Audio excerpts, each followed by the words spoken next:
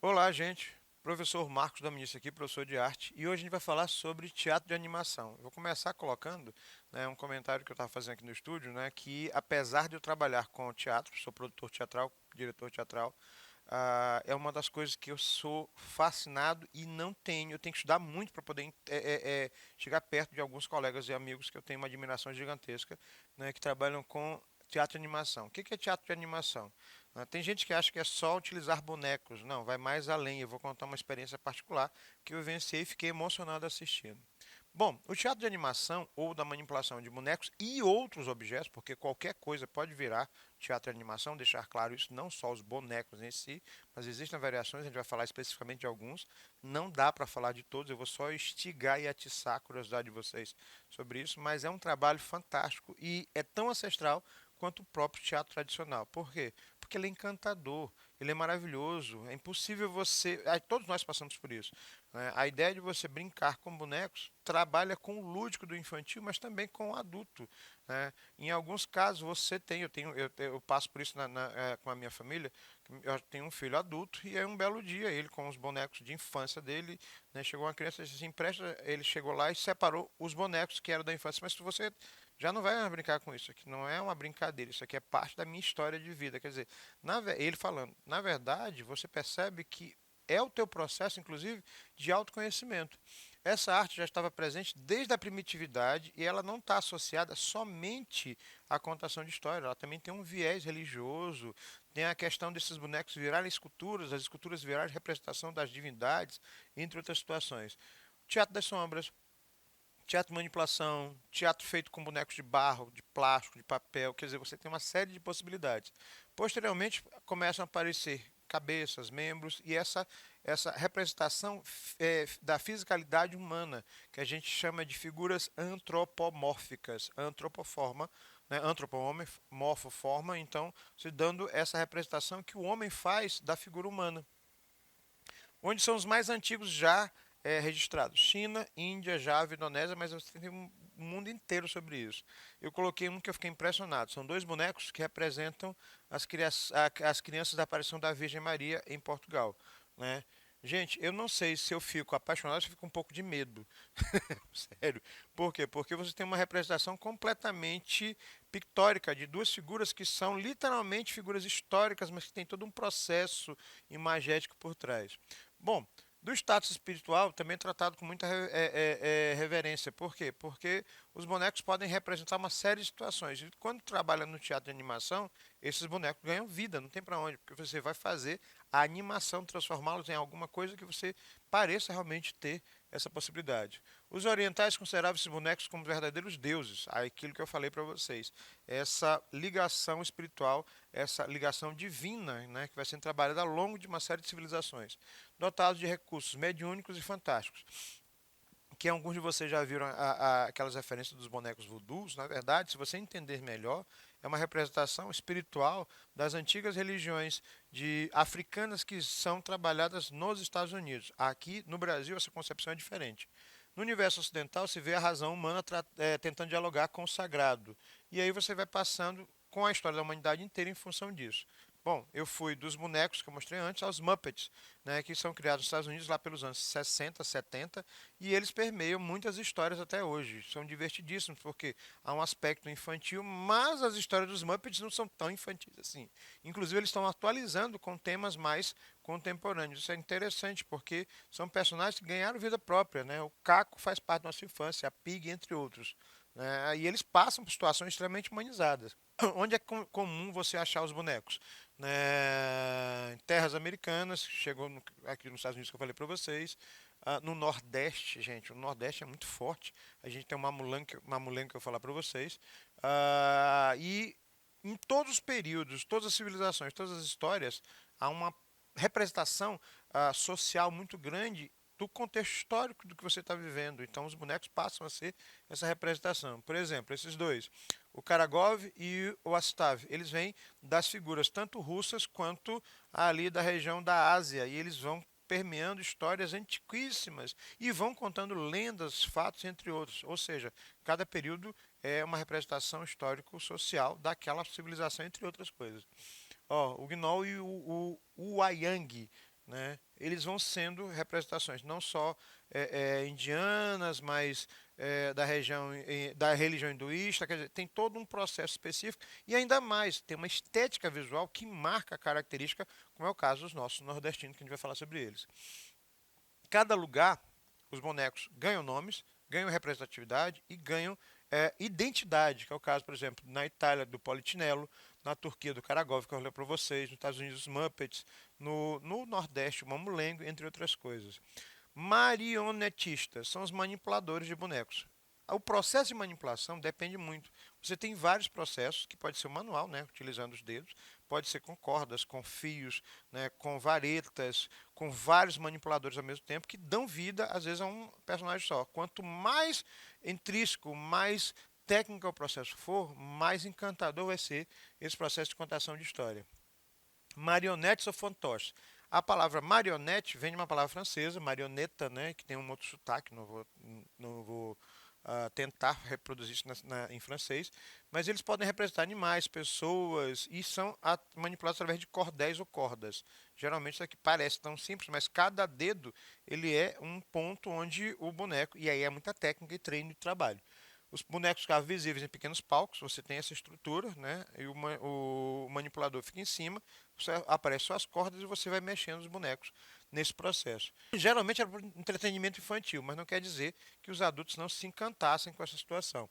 Aí eu trouxe um desenho para mostrar mais ou menos como seria na Idade Média, ou seja, né, esses fantoches, essas marionetes ou titeriteiros, eles trabalham com essa concepção daquele período.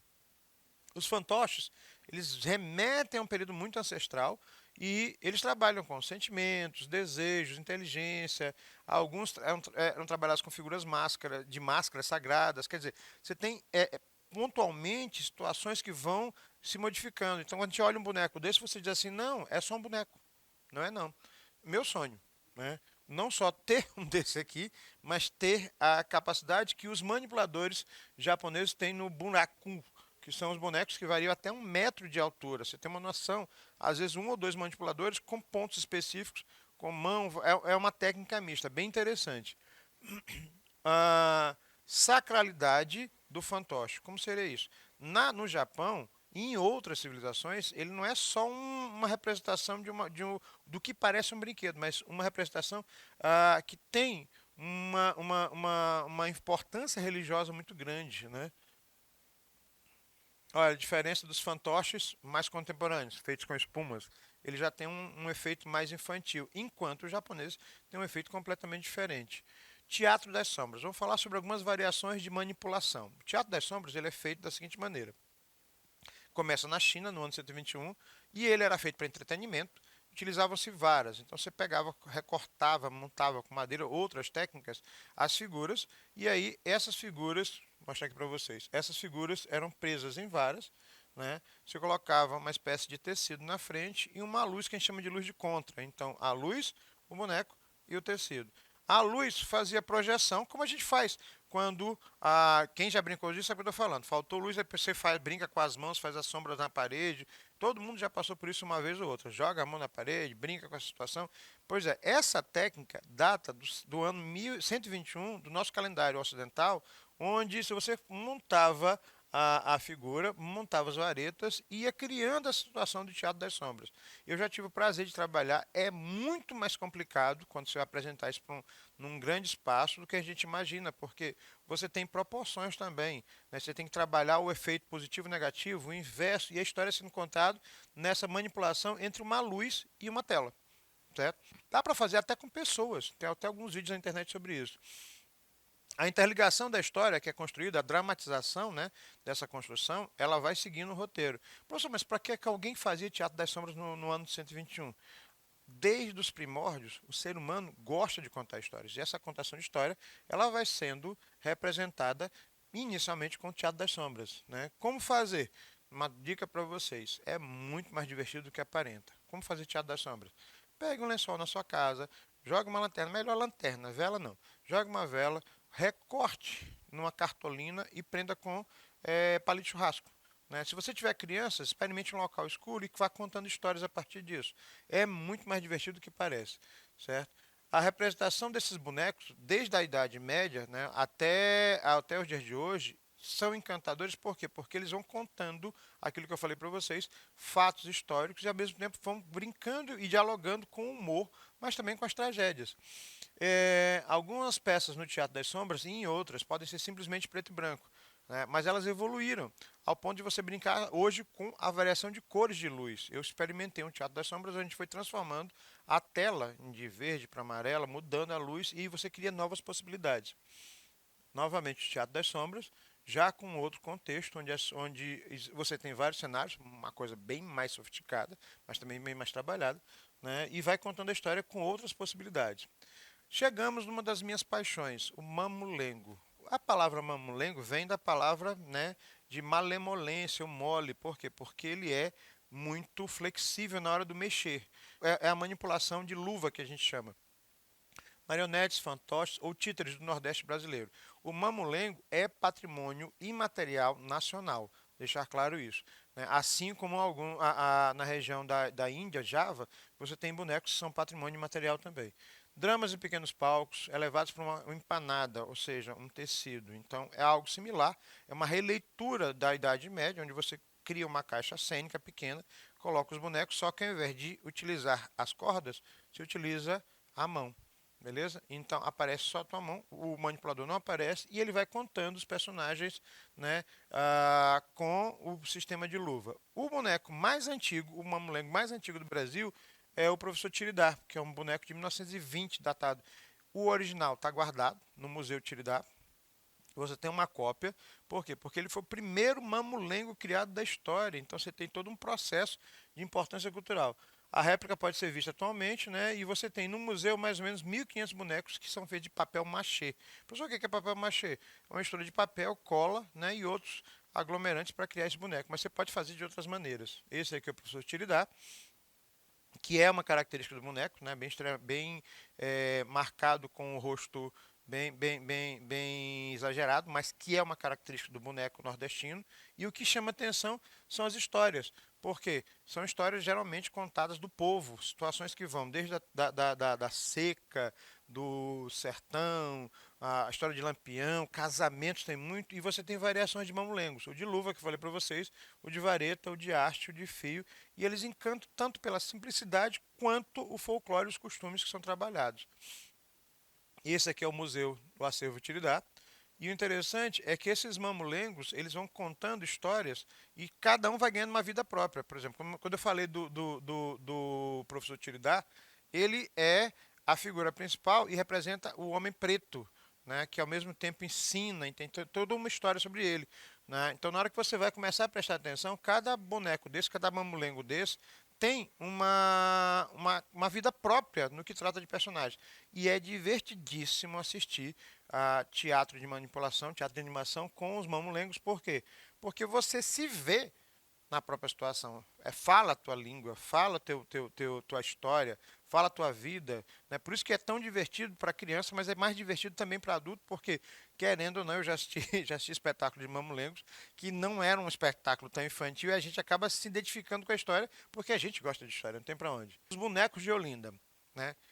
Diferente dos mamulengos, que são pequenos, os bonecos de Olinda, que são patrimônio material brasileiro, já trabalham com essa situação. Começa na tradição na Idade Média, que vem das festas pagãs durante as procissões carnavalescas de lá. E aí chega no Brasil. O boneco de Olinda, primeiro, é o Zé Pereira, e ele desfilou no Carnaval de 1919. Né? Em Olinda, e em 1932 foi nomeado de Homem da Meia-Noite.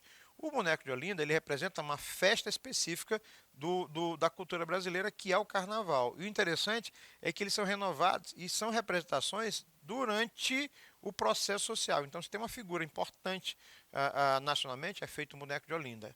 Algumas coisas interessantes. Depois surgiu a Mulher do Meio-Dia e mais tarde o Menino da Tarde.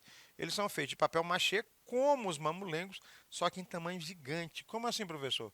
3,5 metros, 4 metros de altura, pesam entre 15 e 20 quilos. O manipulador né, que não é de fios ou corda, ele coloca sobre os ombros e aquele boneco fica a mais ou menos 3,5 metros, onde ele segura aquela estrutura toda com os ombros e vai manipulando. A única coisa que não é possível é mexer os braços, mas ele está lá e ele vai fazendo desfile a partir disso. Esses manipuladores são chamados de bonequeiros, onde você apoia a cabeça. Cada manipulador vai revezando porque 15 quilos, 20 quilos sobre os ombros de mais de 2 horas ou 3 horas é complicado. Então eles vão se revezando. Às vezes o desfile dura até 4 horas. Né? Alguns exemplos de bonecos de Olinda. O que chama atenção é que há um processo bem artesanal. Isso aqui é feito de papel, mesmo assim ainda pesa, porque o papel é prensado, colado, que é a técnica que eu falei para vocês. Hoje existem algumas técnicas que reduzem o peso desses bonecos, mas na época, né, era o que eu falei para vocês. E ainda assim é complicado. Os bonecos de Olinda e outros, eles já não e outros processos de manipulação, eles já não contemplam só aquilo que a gente imagina. Eles acabam ganhando uma estrutura maior. Até comentei, né, que tinha muito material e alguns de vocês vão lembrar, né, já tiveram programas na TV aberta, inclusive em canais abertos, onde o programa em si, seja infantil, seja adulto, ele era a partir de bonecos. Um exemplo disso é o programa da Ana Maria Braga, que o Louro José ganhou vida própria. Né? Ele deixou de. Até o manipulador do boneco, mesmo depois do falecimento, né, você imagina o Louro como uma figura que podia ser um parente teu, era um boneco em a vida própria. E não é o único, você tem programas no mundo inteiro que trabalham sobre isso. Programas, espetáculos, entre outras coisas. Essa expressão popular dos mamulengos ou das técnicas que são utilizadas, do teatro de formas de animação, eles vão contando histórias, né, tão interessantes quanto o teatro convencional.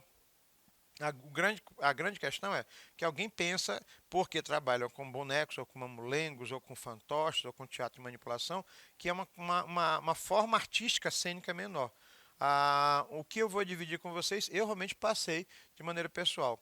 Eu assisti um espetáculo, né, da Zilda, tem que falar dela, maravilhosa, manipuladora de bonecos, faz teatro e animação, e eu fiquei encantado e meus olhos encheram de lágrima com a beleza e a simplicidade. Gente, ela trabalha com teatro de animação há muitos anos. Ela pegou um balão, dois balões coloridos, né? Bexigas, um azul e vermelho, lanternas. Criou a ideia dos óvulos numa caixa cênica fechada, tudo escuro. E aí esses óvulos, né, de gêmeos começam a brincar e conversar dentro de sacos plásticos transparentes. Você via, né, a ideia do útero e a conversa dos pré-bebês, pode-se dizer assim, tendo aquilo, e a forma da simplicidade, de onde isso ia sendo ao mesmo tempo educativo, didático, e a gente volta à infância e percebe a sutileza e a beleza do trabalho. É absolutamente fantástico. Máscaras, objetos, silhuetas, sombras, figuras, figurinos, né? Essa cenografia usada tanto para os bonecos de Olinda quanto para outras referências é o que torna interessante. O ator animador. Bom, deixar claro que quando a gente fala de teatro e animação, as pessoas só pensam em bonecos. A animação pode ser feita com qualquer coisa. A animação pode ser feita com uma série de elementos que a gente pode ter à disposição. Está dando para ver as aves? O animador está aqui. Ela é mais ou menos da altura de uma pessoa. Eu vejo, né, a forma de uma ave. Professor, o que seria isso aqui? Plástico, tecido. Então, a animação ela não é feita só com os bonecos em si, como eu mostrei para vocês. Né? Sejam bonecos grandes, sejam bonecos pequenos, mas ela pode ser feita com objetos. Né? Eu já vi animação e animadores dando vida à forma geométrica. Você vê essas formas conversando em si. Tanto é que na forma do cinema a gente chama de stop motion, onde você coloca, que você chama de filme de massinha. Você está dando vida a figuras que não existem. O ator animador, ele pode ser um bonequeiro, um manipulador, entre outras coisas. Existem grupos que a gente vai falar, a gente vai estar produzindo uma aula sobre grupos de teatros importantes que a gente acha na internet, mas o bonequeiro, ele é uma conotação restrita ao manipulador, que pode criar vida e dar vida a objetos que são inanimados e que você vê como figuras reais. Ele contempla a ideia e aí ele transmite uma coisa que nem todo mundo é capaz de fazer. Eu tenho uma figura que não fala, não anda, e é ele. Já viram um boneco de ventríloco? E é ele que vai ganhar vida através do meu trabalho. Então eu vou me doar todo ali. É um processo quase espiritual, interessantíssimo de você trabalhar. Projeta a realidade da personagem sobre um corpo que não é o seu. Torna essa realidade crível, verdadeiro ao ponto de você esquecer que o manipulador está lá e o boneco tem vida própria. Quando você pesquisa na internet, tem uma série de vídeos com manipuladores de boneco com trabalhos fantásticos. E essas formas de atuação, elas vão se modificando. Ou seja, as possibilidades são imensas. Enquanto no teatro convencional, você utiliza o corpo, a tua cara, mas no teatro de animação, qualquer coisa, desde um controle até um óculos, né, uma pedra, pode virar animação na mão de um artista desse naipe. Né? Professor Marco Dominici aqui, eu vou deixar vocês com a imagem. Pesquise mais sobre animação, teatro e animação. Um abraço, fui.